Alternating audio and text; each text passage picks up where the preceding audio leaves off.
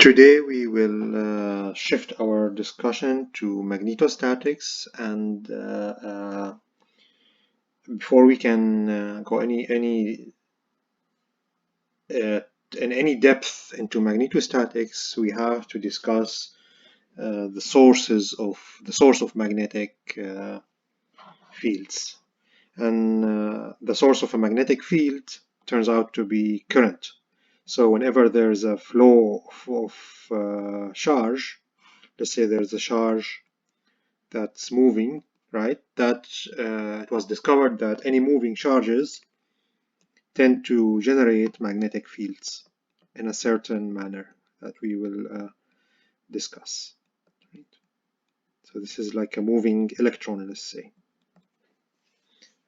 And then if you have a flowing of charge in space, like charge that moves in space, that also generates magnetic fields. We can draw magnetic fields like this, right? So they have their certain properties, right? So in a way, like when we discussed electric fields, we started with electrostatics, and electrostatics, the sources for an electrostatic field are charges or charge distributions that are stationary in space. So those are charges or charge distributions that are stationary. Right? So those generate the electric static field, which can be represented by an E vector, D vector, or the potential. Right? Magnetostatics, on the other hand,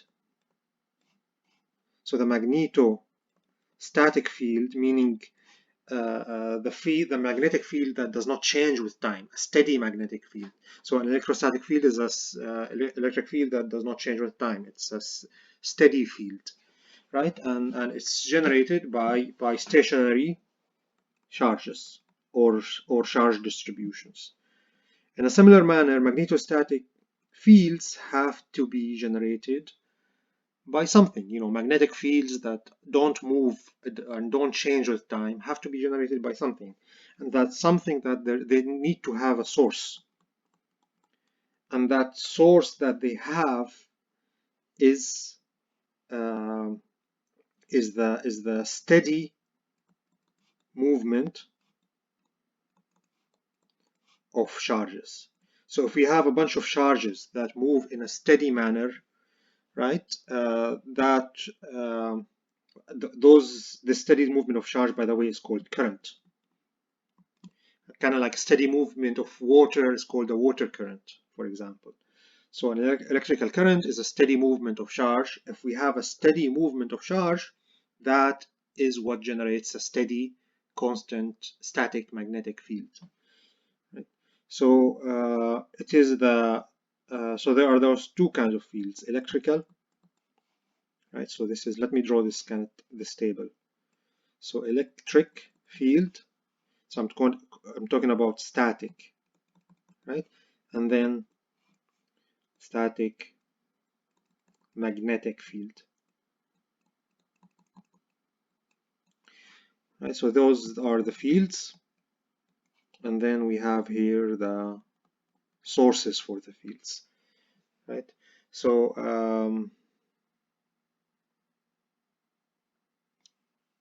right, so there are charge sources. There's a reason I'm doing it in a table like that, right? And then there are current sources, and by current I mean a steady flow of charge. So I have a charge or charge distributions, and then I have a steady flow of charge that's moving in space. Okay, so the electric field is generated by an electric charge, right? Stationary electric charge. And then the magnetic field, static magnetic field, the field that does not change in time, is generated by a steady current of electric charge.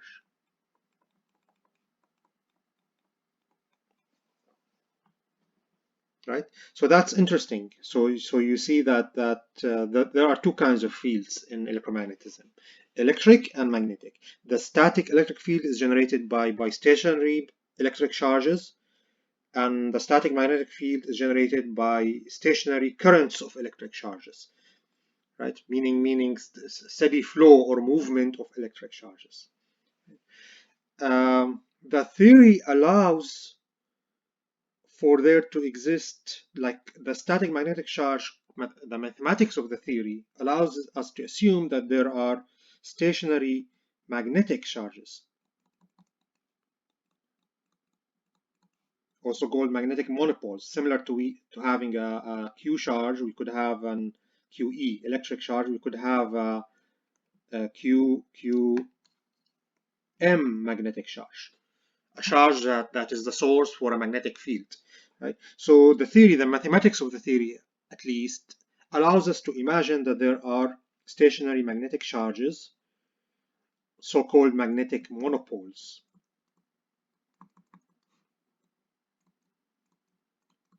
that generate static magnetic fields, and allows us to imagine that there are stationary currents, a stationary current of magnetic charges that generates an electric field. So there is a duality in the theory, meaning that in the same way that, hey, steady charges, charges that are not moving generate an electric field. If they move at a constant speed with a constant flow, they generate a magnetic field, right? That we observe in nature. The theory, the mathematics of the theory also allows us to say, I mean, magnetic fields could be generated from static magnetic charges, or charges that are not moving, magnetic charges that are not moving, right? And electric field could be observed, could be shown to be generated by a steady current of magnetic charges, right? Of course, when the current is not steady, when the current is changing in time, accelerating, then you get a coupled electromagnetic field, a magnetic field that you cannot separate into an electric or magnetic, and sorry, that is not constant in time, right? Into electromagnetic field that oscillates. The problem is, in nature, we never observed those two things. Those two things could exist in mathematics of the theory. They are valid, and in a more mature development of the theory, they are assumed to be there mathematically. And many methods for solving electromagnetic problems, example, method of images, assumes that they do exist, right? And you can, for some problems, assume that they do exist just to make the solving the problem easier, but we never observe them in nature. So if you hear someone say, hey, we never observed the magnetic monopole in nature, that's what this means. We never observed magnetic charges that generate a static magnetic field. We never observed those charges, and we never observed, of course, since we never observed them, we also never observed their movement. You know, they just do not exist in nature. Well, I mean, some advanced physics does assume that there's a reason, there's a very deep reason they don't exist in nature. Right? They could have existed in nature, but due to some more fundamental physics that has to do with how the universe came into existence, right? There's a deep reason that makes us conclude that that validates why they don't exist, right? But empirically, from observations that we've done over a couple of 100 years, we've never seen them, right? So the only thing that exists in nature as far as charges are concerned are electrical charges, and those electrical charges, when they're steady, when they're fixed in position, they generate an electric field. When they start moving uniformly, they generate a static magnetic field. Right? Of course, when they start accelerating, that's when the things get mixed up, and we start to have fields that change with time, that are not steady anymore, and that are a mix of electric and electromagnetism, essentially. Okay, so with this tangent, uh, I mean, with this, the point of this tangent is to give you this perspective, and then to tell you now we want to shift.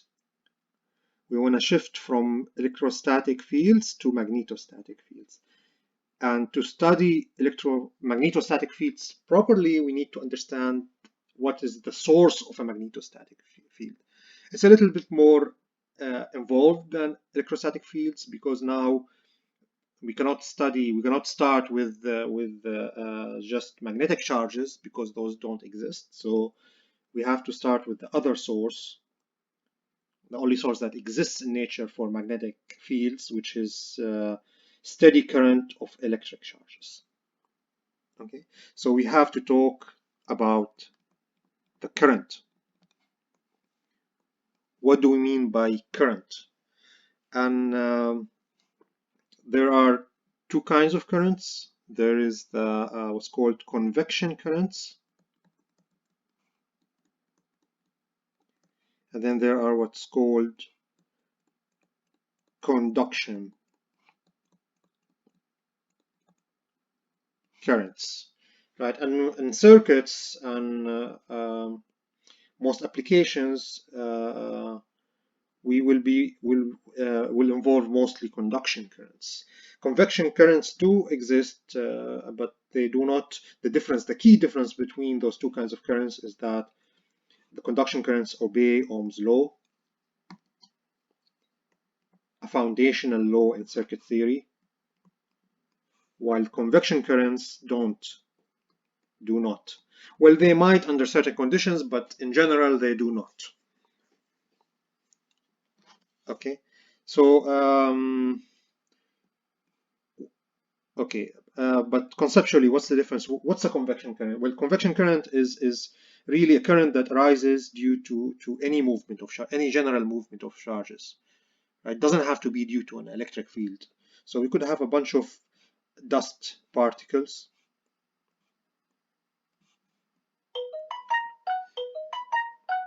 Right?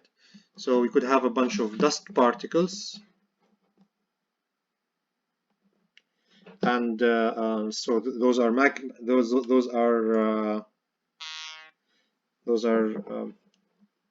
I mean, I zoomed into, those are humongous dust particles, but it's a bunch of dust particles, and they could have some charge on them, right?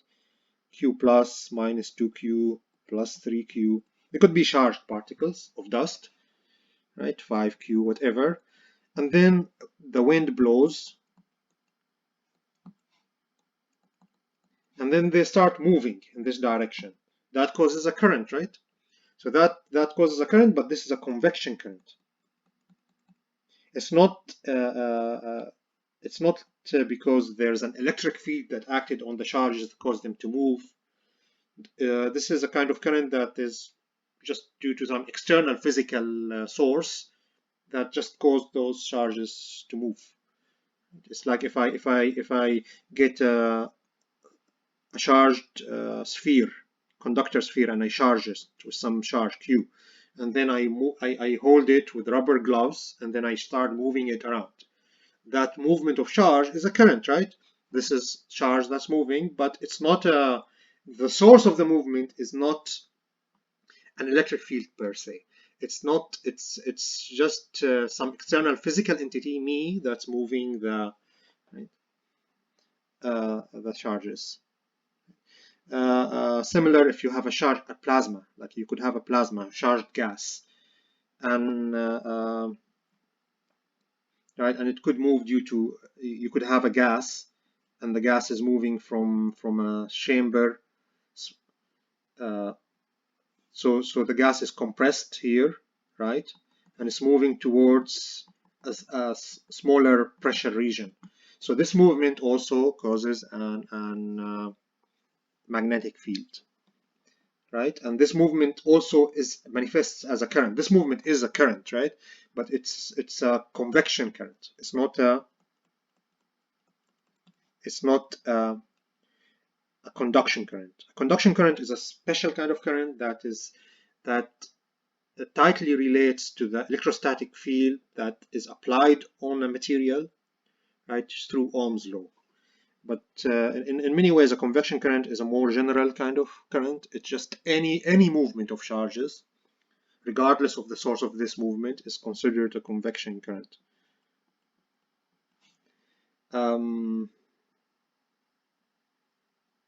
Let me give you an example from thermodynamics, actually, to kind of like tie in what the difference is.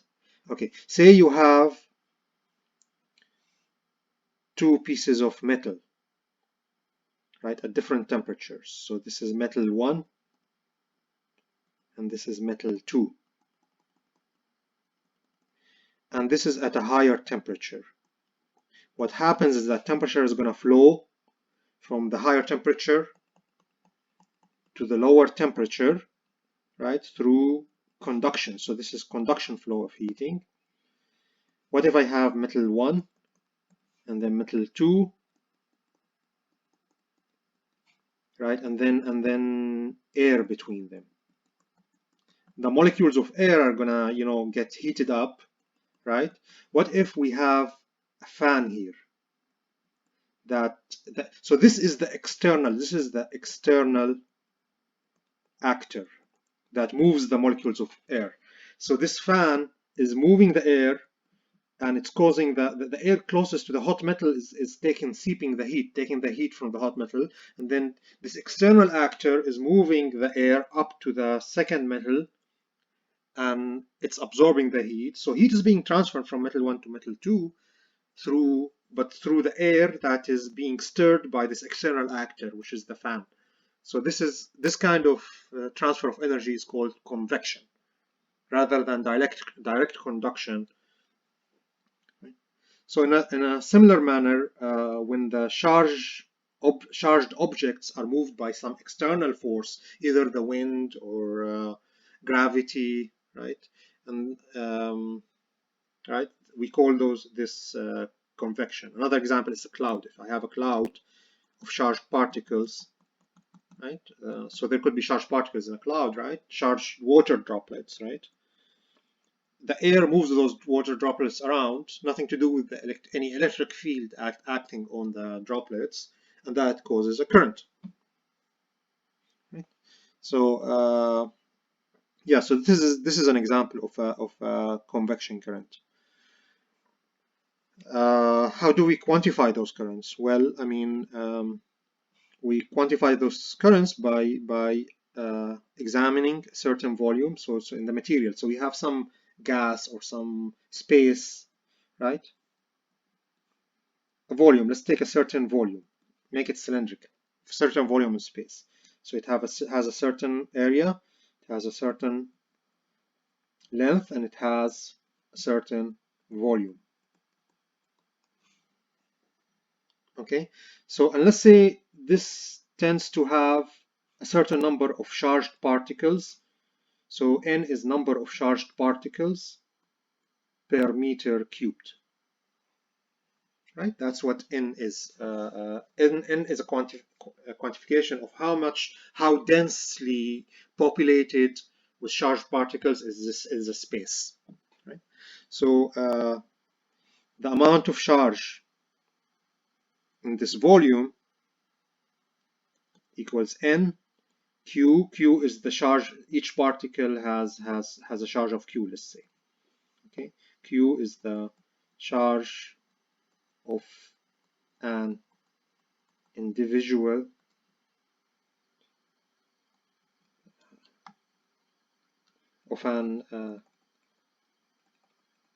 individual particle.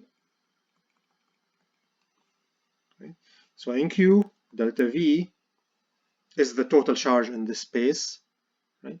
But those charges are moving, right? Right?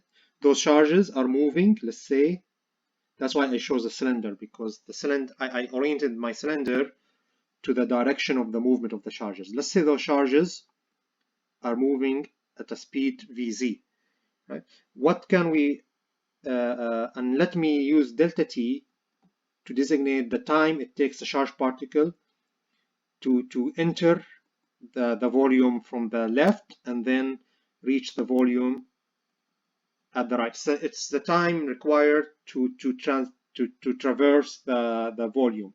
entering from right, exiting to at the left. Sorry, entering from the left, exiting at the right. All right. So in this case, what is delta V? Delta V is going to be delta S, right? Times, I could rewrite delta L, right? As so delta T is the time it takes for it for a particle to traverse delta L, right? And I know the definition of speed. Speed is delta L over delta T. So delta T is delta L so delta L is the Vz times delta T. So I could write, instead of the delta V, I could write delta S times delta L, which is delta T times V. Let me write it the other way. Vz times delta T. Okay. Now the current is going to be how much delta T over delta T. How much charge is flowing in and out of this volume every delta T seconds, right? Which is going to be, I just took delta T to the other side. That's the definition of the current. How much charge is flowing per time, per unit time. So this is going to be something like this: NQ VZ delta S. And notice this is let's check the units. N is number of charges per meter cubed. This is coulomb, right? This is meter per second, and this is meter squared, right? So meter squared and meter becomes meter cubed. Those two cancels with this, and I end up with the current having units of coulomb per second. Okay, so that's what the current is: flow of charge, how much charge is flowing per unit time. That's how that's the unit that is used to quantify the current. So so that's good. This is good as an initial definition of the current as a variable, right? So qualitatively, the current is just movement of charge. But how do you quantify? That's the goal. How do I quantify? How do I put a number to the flow of charge, for this to the steady flow of charge? By the current, which is the variable is the current, which is measured in coulomb per second, right? And if I have a certain I, what does that mean? Let's say I have a certain I, right? So this could mean, right? Let's say I have a big I. This could mean, if I have a large I, this could mean a large charges moving slowly, or this could mean small charges moving quickly. Right? So this is what the current is, the ratio of the charge per second.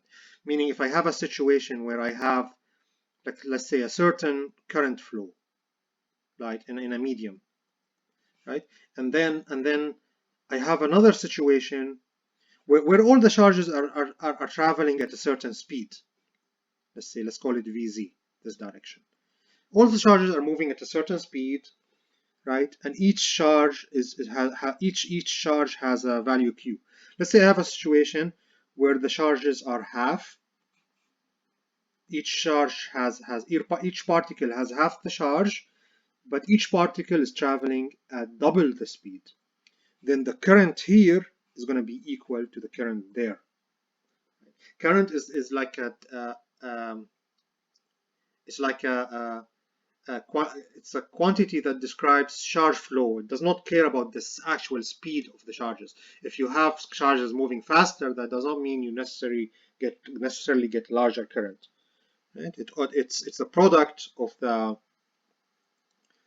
it's the ratio of the charge over the time it takes for the charge to traverse. Okay. Yeah. So this introduces a new unit. Coulomb per second is called the ampere, right? So this is the introduction of the new unit that we're going to introduce, which is the ampere, named after the French scientist, right? Which is the unit used to quantify current. By the way, in the unit standard that's most commonly used in engineering, which is called the System International, the SI system of units, ampere is a fundamental unit, right? While it's a basic fundamental unit in the system, while Coulomb is a derived unit that we use for convenience. We don't want to, when we talk about charges, we don't want to use the ampere. But how would we describe charges with the ampere, right? If ampere is Coulomb per second, then Coulomb is ampere times second, right? So if you want to be pedantic about it and only use fundamental SI units, then we should use amp second to describe charges, to quantify charges, right? This body has 5 amp seconds, right? C is a derived unit, but we use it for convenience, right? So there are other units for unit systems. There are the Gaussian units, for example. So EM does not have to be described in SI units, but in engineering it's very common to use those units. And our treatment in this course will be in SI units. What are the SI units, by the way? So let's just recap from, you must have studied this in physics 1 or 2 perhaps. The SI units are, I believe, kilogram for mass, meter for space, length, right? And then second for time, right? Kilogram, meter, second, and then ampere for current. It's only those 4, I believe. So any other units are derived units. For example, Newton is a derived unit. So derived units. Newton is a derived unit. Joules is a derived unit. Watts is a derived unit. Coulomb is a derived unit, so on and so forth. Those are the fundamental units. I think there is a 5th one. I think it's called the candela or something. It's a unit that measures the intensity of light or intensity of radiation, but I don't remember. Right, but but I'm sure there is a 5th unit. But those are the first basic 4 units, and we can derive all other units based on those 4. Okay, so let me go back to convection currents. So we derive this equation for the convection current. So I equals NQ VZ delta S.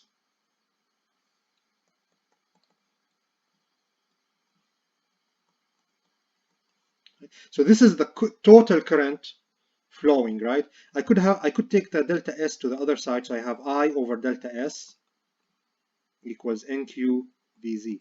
So this is the total current per unit surface, per surface. Yeah, so this term gives me the current per unit surface, right? So I can make, so remember this volume here, I can make this volume go to 0, so that I get as the volume goes to 0, delta S goes to 0, and then the total current, as this goes to 0, approaches 0, and this approaches 0, but the ratio of those two might not approach 0, might reach some kind of limit, and that limit is called the current density.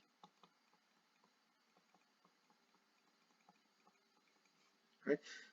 J is called the current density, and it's just NQVZ, and it has units of amp per meter squared. Right? So it is the current flowing per unit area, and so the current at a point is just the current flowing per through a small unit area around that point, right? And yeah, and the total current is just J times the area.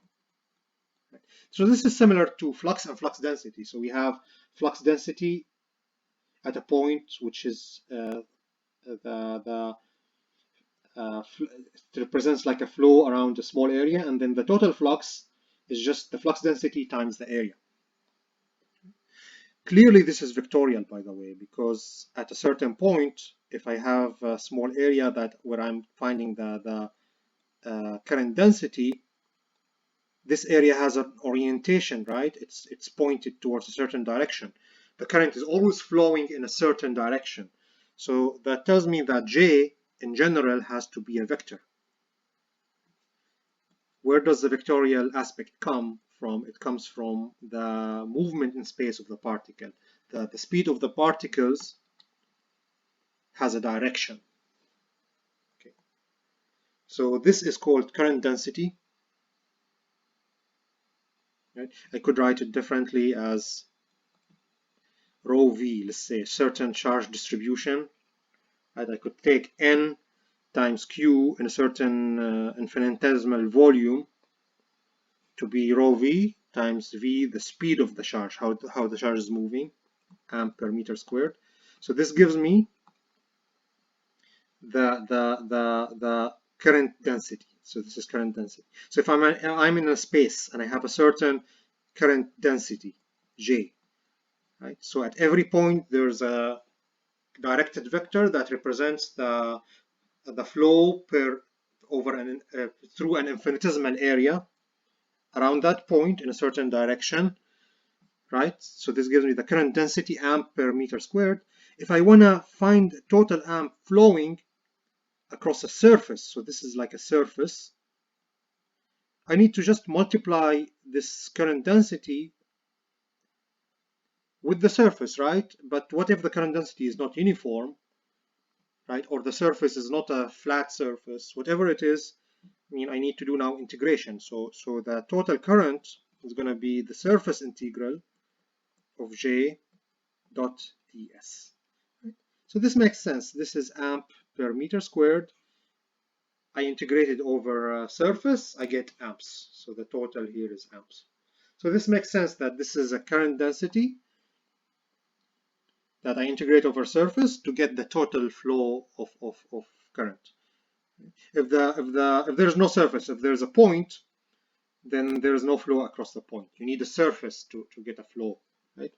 If the current is flowing in this way and the surface is 90 degrees of the current, right? So this is the normal of the surface. Then there is no charge flowing through this surface, right? At all. The charge is not flowing into the surface, right? So it's parallel to the plane of the surface. In this case, the dot product gives me 0, and I end up with 0 current flow. The main takeaway is that current flux density is a vectorial quantity, is a vectorial variable. And we can look at I as being the flux, the total flux sort of thing, and J as being flux density, similar to flux density and total flux for the electrostatic field. Okay, so this is the convection current in general, and you can define it in space by the variable J, which gives you the flux the current density, not the flux density, the current density, and then the total current is just the integration of the current density over a certain surface in this manner. Okay. So this is the general description of convection current. Okay. Now we can look at conduction current as a very specialized form of current flow that obeys certain rules. Right. So now I'm going to talk, and in a way, I mean, the possibilities for convection current flow is much more general than conduction. Conduction current flow arises only in certain cases, right, in materials. And so that's what we'll talk about next. So I'm going to talk about conduction current and conduction current density. Okay. Conduction current is more tied to rather than objects or parts of a system or particles in a system being charged and then being moved around by an external actor. Conduction current arises solely due to the existence of an electrical field in a medium. So if I have a medium and I have an electrical field in the medium, this electrical field will interact with some free charges in the medium and will cause those charges to move in a certain predictable way, such that a steady electric current is generated. So this specialized form of movement of charges is called conduction. Right? And it arises in different kinds of materials, and the degree in which this conduction, this movement of charge arises, depends on a property of the material called conductivity. So material range from kind of materials that are called insulators to metals that are very good conductors. Of course, here there's something called the ideal conductor that we studied in the previous chapter at steady state. So metals are very close to ideal conductors, while insulators are just, regardless of what field you have, there is no free charges that move to give you a current, right? And then in between, there are semiconductors. Materials that are not very good conductors, but they do have some conductivity, meaning if you apply an electric field to them, you'll get some steady current, right? But so they're not as non-conductive as insulators, but they're not as conductive as metals. The cool thing about semiconductors is that you can add chemicals to them, you can dope them to change their conductivity. Okay. So this is the idea. The idea is that you have a material and you apply an electric field. Because you apply an electric field, this causes current flow. This causes current flux density. This causes current density in the material due to this electric field. Right? This is conduction, and this shouldn't be any general J. This should be some current density that obeys Ohm's law. That arises to a specific mechanism that causes Ohm's law to be true. Okay, so I'm going to describe what is this mechanism that causes Ohm's law, that causes the steady flow of charge in this material due to the existence of an electrical field. What causes that flow to obey Ohm's law, or to have the form of Ohm's law. Only when that happens do we say that conduction is taking place. All right. So let's study like a typical metal. Let's assume this material is metal, right? What does, of course, this is true for other materials that could have some free charges, but metal is a good example because it's a metal. Metal is a material with very good conductivity, right? So metal has some fixed nuclei, right? And then something called valence electrons. Electrons that are free to move. So those are, so each electron, so each in the metal, in the crystal structure of the metal, the key thing is that the nuclei are fixed in place, right? The nuclei are fixed in within the crystal, they cannot move. And each nucleus comes with a bunch of electrons. The key thing is that each of those electrons that come with each nucleus are not owned by that nucleus, are not owned by that nucleus. They are free to move and wander around. It's like you have a neighborhood where the houses are fixed in the neighborhood, and then the parents mostly stay in the house, and then the kids are free to roam. Right, so in theory, the kids are belong to the parents, but they can flow in the neighborhoods and go wherever they want. Right, same thing. Those electrons can flow and go wherever they want. They're free electrons within what's called the valence band.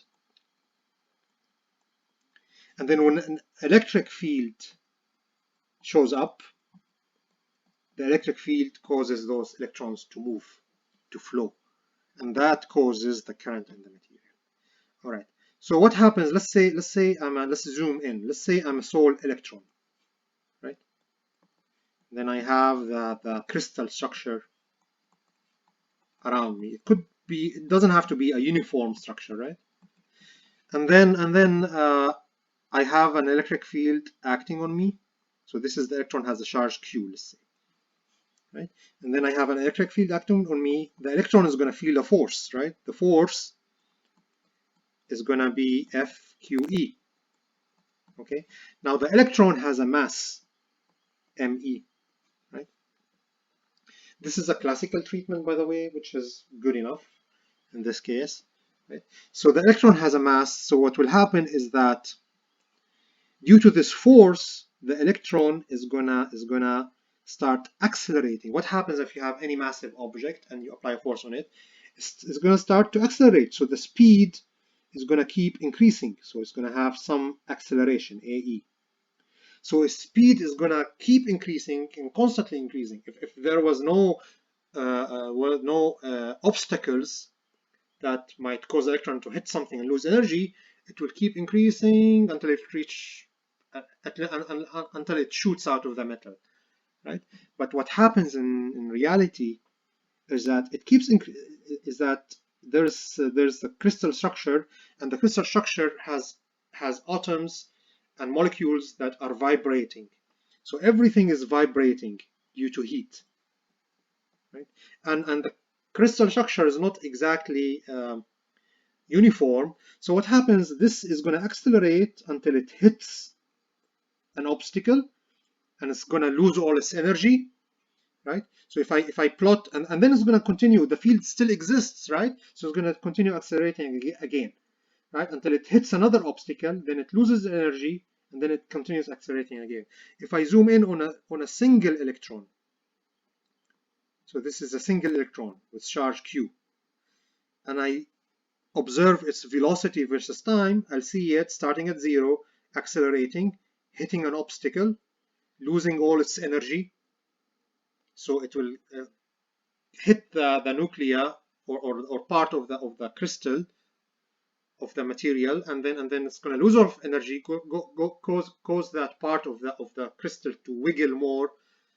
All the energy is going to turn into heat. That's what heat is, wiggling in the crystalline structure of the material, right? So it will lose all its energy into heat. Then it's going to speed up again due to the existence of the electric field. Hit somewhere else, loses all of its energy, and then keep doing that. Sometimes it's random. Sometimes it keeps going farther. Sometimes it reaches higher speeds. Sometimes it reaches smaller speeds. So although the thing should be accelerating until it reaches infinity, it does not. It keeps hitting obstacles and keeps going back. So on average, there is an average velocity, Vd. There's an average velocity for the movement of the electron as it moves through the crystalline structure. This is what's called drift velocity. Right? And the current flow in the material, the current density in the material is going to be proportional to this drift velocity. Okay.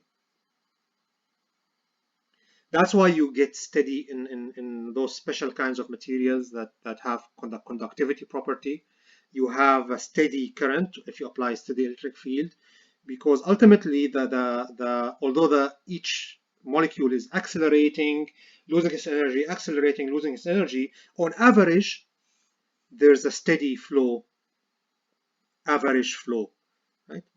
And that average flow causes the steady current. This causes this conduction current that's proportional to E. Why is it proportional to E? Because Vd is proportional to E. The higher the electric field, the higher the acceleration that's going to happen before we, hit some obstacle.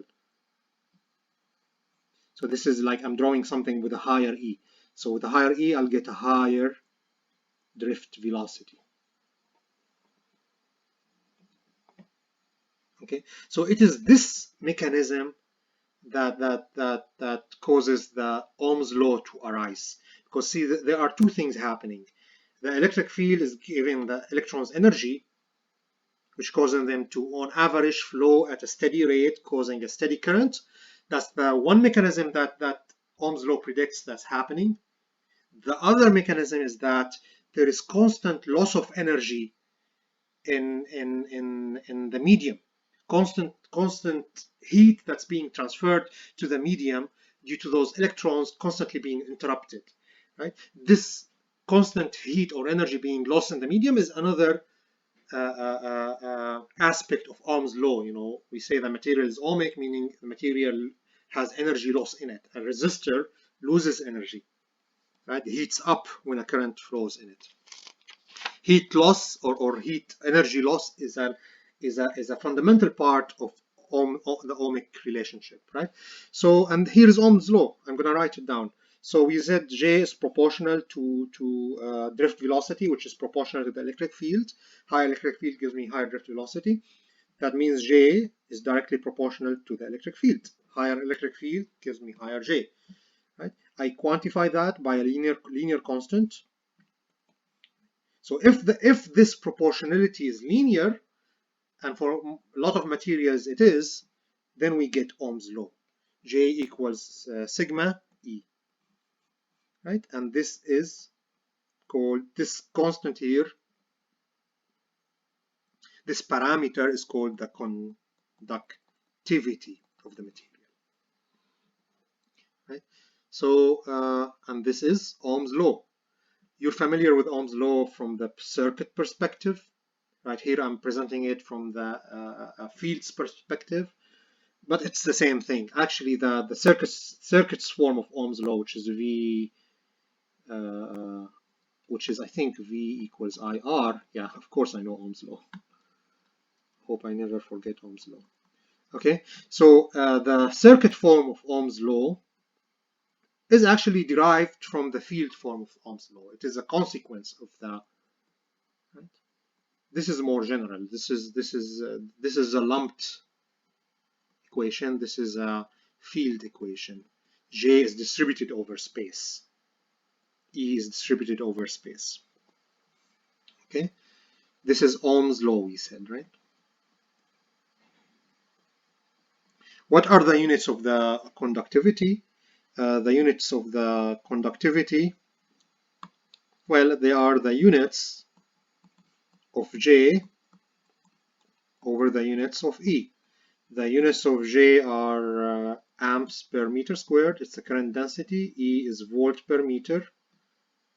Right, so this is amps over meter squared. Multiply meter over volt. Meter goes with meter. I end up with amp over volt times 1 over meter. Amp over volt is a special unit, derived unit called Siemens. So this is Siemens over meter, right? So Siemens over meter. Okay, so I think you encountered it in circuits. It's the opposite of resistance. Resistance has units of ohms. Siemens is 1 over ohms, right? Typically, Siemens is a more common unit. Ohms is not an official unit. It's just used so much that people just stick with it. But the official unit for conductivity is Siemens, right? I could have right. So the official unit for conductivity is Siemens per meter, right? So Siemens is just amp over volt. The inverse of Siemens is ohms, which is volt over amps, as far as units are concerned. Yeah. Okay. So that tells me that sigma is a property. By the way, empirical. Sigma is an empirical property of the material. In a similar way, where different materials will have different epsilons, different permittivities, different materials will have different sigmas, different uh, conductivities.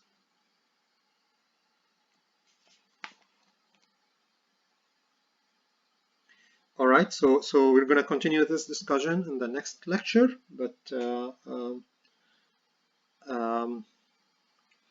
that's it. We've introduced Ohm's law and we've introduced the concept of a steady electrical current. I mean, the point of this chapter 7, is to gain as much understanding as we can of the source of the magnetic field. Well, I said that steady electric current is the source of the magnetostatic field. So before we get into the magnetostatic field, we need to get like on a more solid foundation and understanding of the source of the magnetostatic field, which is the objective of chapter 7. All right, so we'll continue the discussion next time.